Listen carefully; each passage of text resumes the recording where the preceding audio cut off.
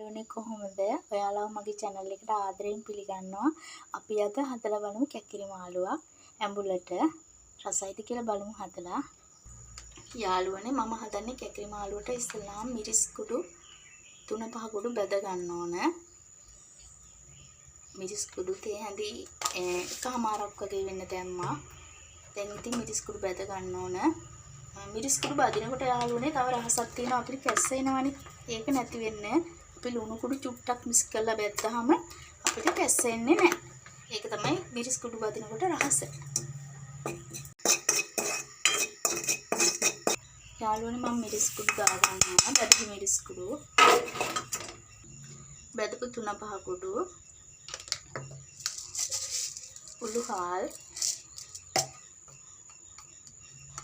කහ සල්පයක්. කුරුඳු බතු කෑල්ලක්. ඊට පස්සේ ඔයාලට ඕන නම් අවශ්‍ය තරමට මම රතු ලුණු දාන්නේ. ඔයාලා කැමති දෙයක් දාන්න. මට ඔමිරිස් ඉවරලා ඔමිරිස් තියන්නේ. ඔමිරිස් කරලා දැම්මා. රම්පා කරපිංචා මේ දෙක දැම්මා. දැන් මේ ටික මික්ස් කරලා දැන් මේ ටික හොඳට මික්ස් කරනවා. මම මිරිස් කුඩු වලටත් ලුණු දැම්මා. බතින වෙලාවට කැස්සෙන නිසා මම ලුණු දාලා බැද්දේ.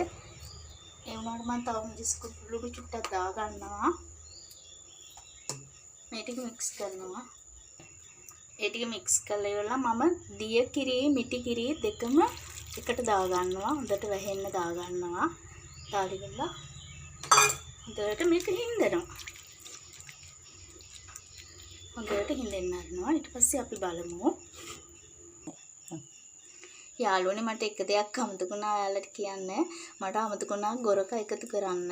මට මේක ඇඹුලට හදන්න නිසා මේ සමාවෙන්න මට ගොරක එකතු කරන්න අමතකුණා. ඔන්න මම දැන් ගොරක එකතු කරා. මට ගොරක මේ පේස්ටිය තියන්නේ. මට ගොරක කෑලි නෑ.